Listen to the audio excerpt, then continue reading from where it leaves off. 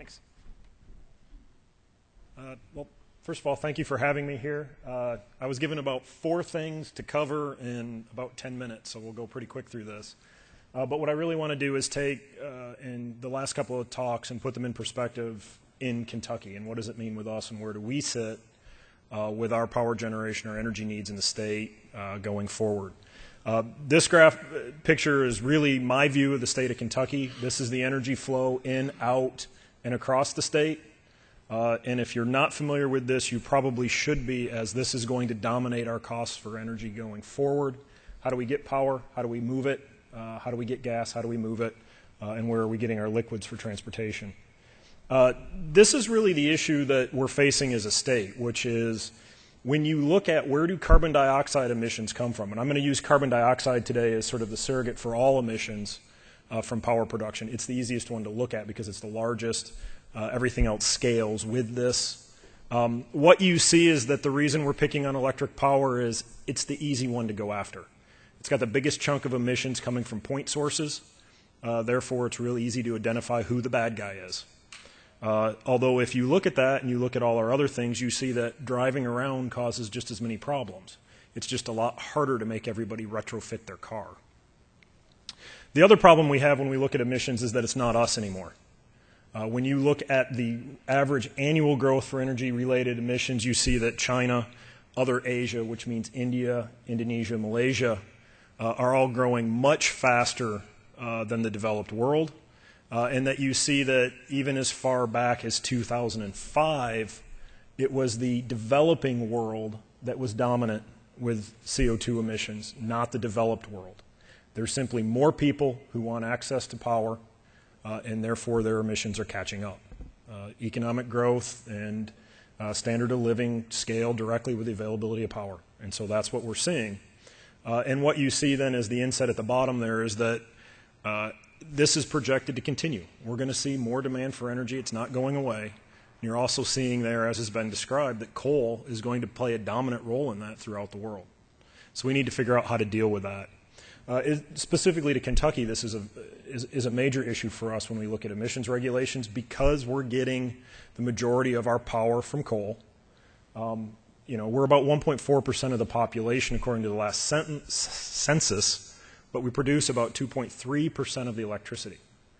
Now when you take that and look at overall, we're about 2% of the U.S. energy, but we're doing a lot with that. 2.7% of Kentucky is 2.7% of industrial production for electricity.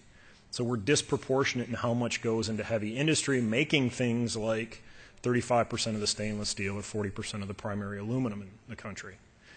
So when you take all that together, heavy industry, high energy demand, heavy coal reliance, we're producing about 3.7% of the carbon dioxide for that 1.4% of the population.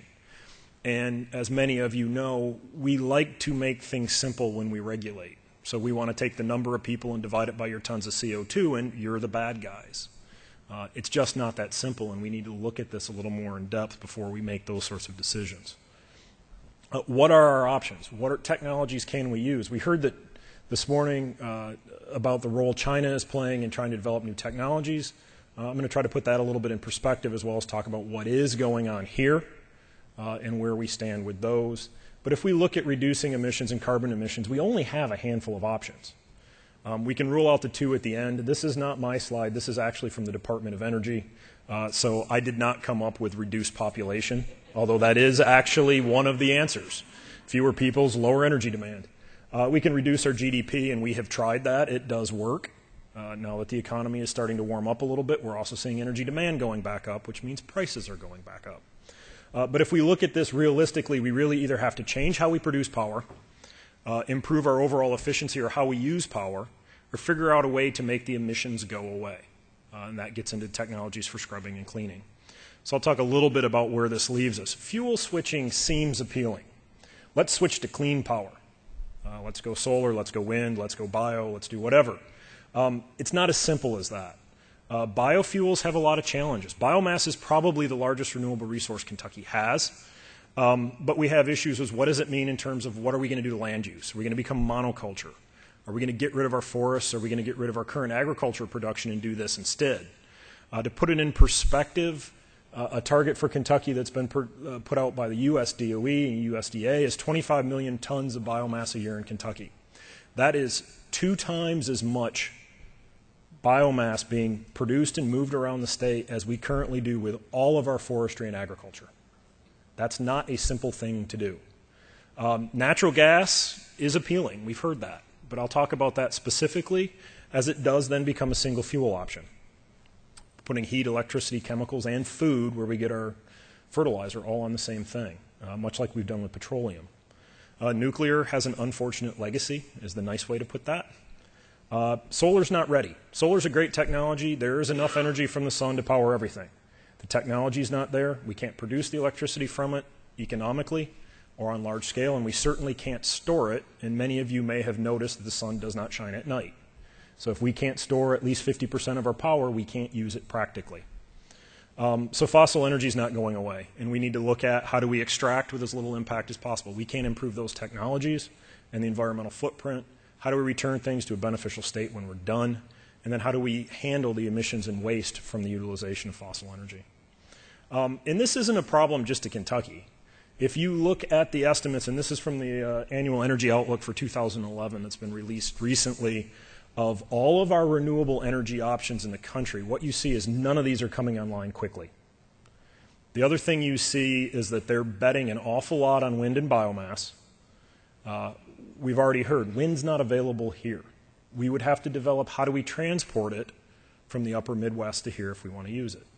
It's got a role to play where it's available. It's very good. It's very inexpensive, but you have to have it in order to use it. So we're looking at biomass, and you see there that even out in 2015, we're not doing a whole lot. The other bit I would point out on this is the numbers I put along the side, which is if you look at 2035, we're looking at all of the non-hydro renewables being about 400 billion kilowatt hours per year.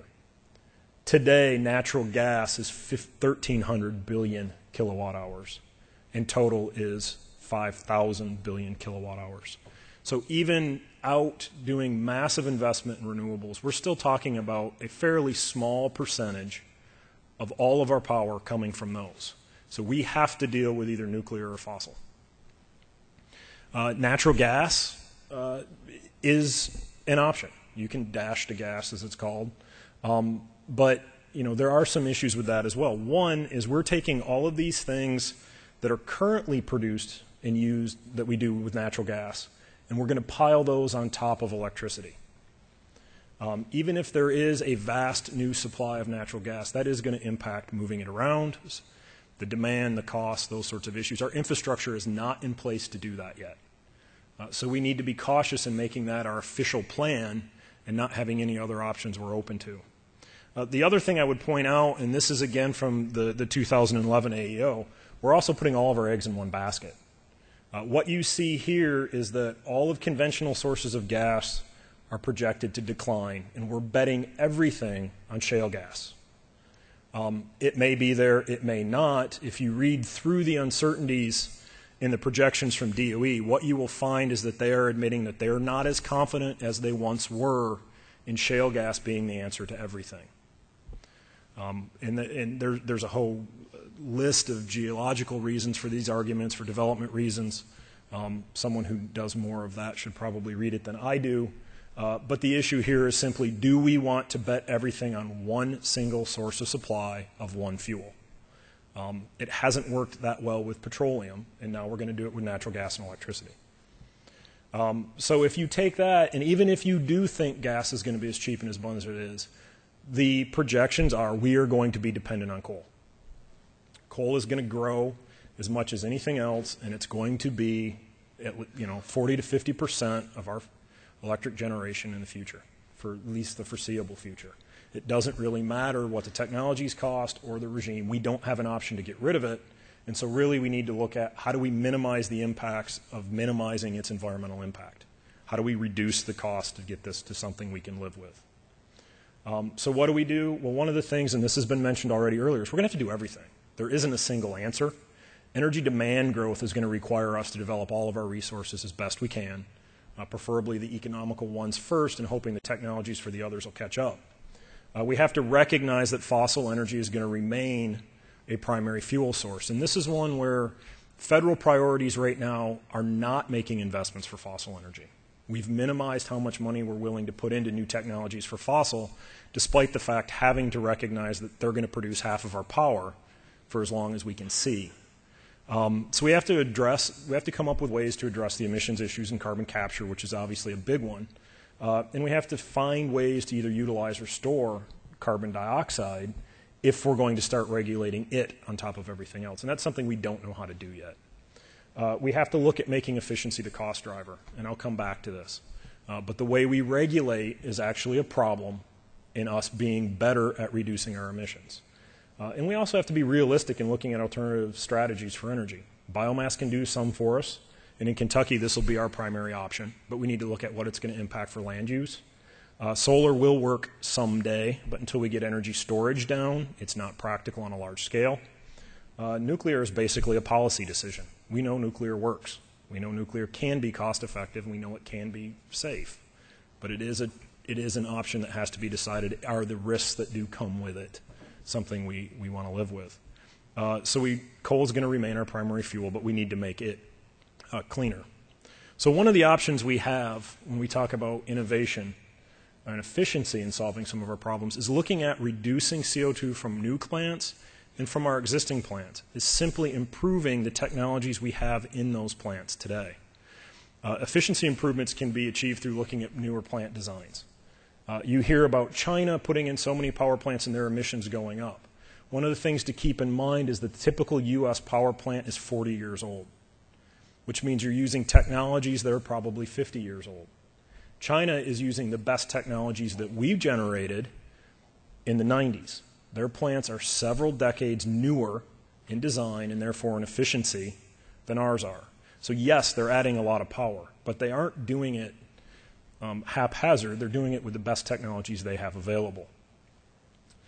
If we go to higher operating temperatures and pressures, if we go with newer technologies, these will reduce the amount of power we waste on cleaning up the plants, the parasitic load, the power we're throwing away, and therefore emissions we're generating without a benefit. We can go to more efficient turbines, meaning we get more out of every ton of coal we burn. Higher efficiencies is probably the lowest cost approach to reducing carbon dioxide emissions. This could be the first step. If we look at it overall, for every ton of coal that goes in or every ton of CO2 we emit, how much power did we actually deliver to the end user as the metric, rather than how many overall tons of CO2 did your plant emit? That can have a fairly substantial impact. And just to put that in perspective, the best units today, a supercritical or ultra supercritical power plant, has about 18% lower CO2 emissions for the same input than our average existing units. And then we can look at more advanced systems like gasification combined cycle. Somebody brought up coal to liquids. That's an option where you can go to multi-generation plants that allow you a lot of flexibility in what you do and use much more efficient processes than what we get from our existing combustion units. If we look at carbon reductions overall, if we increased our overall plant efficiency from the current national average of 32% to 39%, which we could do by retrofitting existing plants, if you were allowed to do that, we would reduce in Kentucky our CO2 emissions by about 5.5 million tons a year. That's 6% reduction in CO2 off the bat, and we're burning less coal. This also has a multiplier effect throughout everything we do with power. If you increase the efficiency of the power plant, the distribution network, and then in the end user, all of those multiply times each other. So you can really get gains by looking at starting at your power plants. Very small gains there have very large impacts at the end of the day. The other thing I would point out is that we keep talking about adding emissions controls. And that's a decision that's being made in terms of the air quality we want to have, but it comes with a cost. It takes energy to run those systems. In the case of carbon dioxide capture, it takes about a third of the energy coming out of the power plant. So improving the overall efficiency of the power plant could also make up for that issues with how much power it uses. It could help with that. So we heard this. China outpaces the U.S. on cleaner fuels. This has been said a lot. it's true and it's not true. I do want to mention that Kentucky is not sitting on the sidelines. With investments that the state has made, the universities are working on. UK, the Center for Applied Energy Research right now is a partner in the U.S.-China Clean Energy Center directed at carbon capture and storage for next generation plants. And just give you a little bit idea of what we're doing, UK is the part of the U.S.-China Clean Energy Center that is focused on carbon capture. Of all the programs in the U.S. and in China, we're the ones that are doing the part on how do we capture the CO2. So we have a very small scrubber unit that we're working on trying to do that. And the idea is to reduce the cost, reduce that energy consumption, and reduce the impacts on the cost of electricity. I want to mention this because this is a partnership between the state, the university, and the industries of the state. The AEP, Duke, East Kentucky Power, LG&E KU, and EPRI are all putting in money. This is being matched by the state. This is money provided by the legislature to the Energy Cabinet for this purpose. And we're really looking at how do we reduce the impacts when we have to choose these technologies in the future. Another thing we're doing is looking at other options, looking at biological systems for capturing CO2. Here we're trying to use algae to scrub CO2 and also then be able to produce fuels to reduce the overall footprint for energy production in the state. And the idea here is you're just using solar energy as the energy input rather than using power off the power plant. The algae will capture CO2 and convert it into biomass, and then we can do other things with that. These are just pretty pictures. So what does this all mean when we talk about coal in Kentucky and where we go from here? Well, what may happen is that we're going to pay penalties if we're not careful. 30 to 40% increase in generation costs. Keep in mind, we need to make up that parasitic power. So we're either going to mine 30% coal or we're going to import that much power. Delivered costs may increase 60%. That number has been reported considerably higher as well. We're going to buy power from out of state. We're going to come up with other places to get it. What should happen, in my opinion, is that we should change our model. If we begin regulating based around efficiency, this will encourage investments in existing plants, reducing those impacts, as well as encourage investments in the best available technologies going forward. If we look at real future cost as a best price option, this allows you to think out to how do you use new technologies, how do you justify their costs going forward. We're going to have to see clean coal technologies implemented because we don't have an option to get rid of coal. There's not something else to replace it with right now. So we need to figure out what technologies allow us to get what we want environmentally out of the use of coal. We have to innovate. We do need new technologies to deal with carbon and other emissions as we try to tighten up those restrictions. We need to look at how do we get overall efficiency improvements at our plants. And eventually we are going to start seeing renewables and alternative technologies coming online. But we need to be realistic about when they'll be available, at what scale, and what's required to integrate them into our existing system. We're not throwing away what we have in terms of electric power infrastructure. So we need to make sure that we're developing technologies that can work with it.